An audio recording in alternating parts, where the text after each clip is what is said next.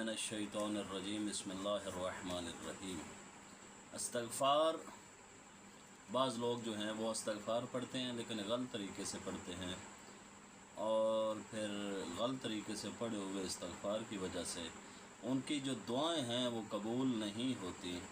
तो आइए आपको बताते हैं कि सही इस्तग़फ़ार पढ़ने का तरीका है। अक्सर हमने देखा है कि कई लोग कानों को इस तरह हाथ लगा के इस्तग़फ़ार पढ़ रहे होते हैं, तो ये तरीका सही नहीं है।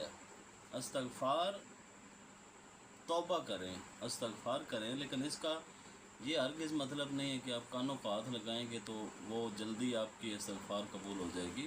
इस्तग़फ़ार जो करने से आपके रिज़्क़ में इज़ाफ़ा होता है। अगर आपके पास औलाद नहीं है, इस्तग़फ़ार करने से अल्लाह ताला आपको औलाद से नवाजता है। अगर आपके कारोबार और रिज़्क़ के मसाइल हैं तो अल्लाह ताला आपको कारोबार और नेमल बदल औलाद और रिज़्क़ अता करता है।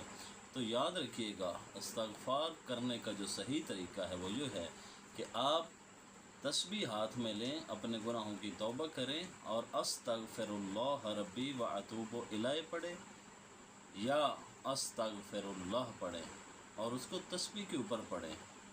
तो ये सही तरीका है इस्तग़फ़ार करने का।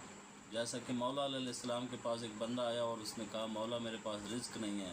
फिर एक बंदा आया, उसने कहा मौला मेरे पास औलाद नहीं है। फिर एक बंदा, उसने कहा मौला हमारे इलाके में बारिशें नहीं हो रही। तो मौला ने सबको इस्तग़फ़ार का कहा। ये इतनी अजीम इबादत है।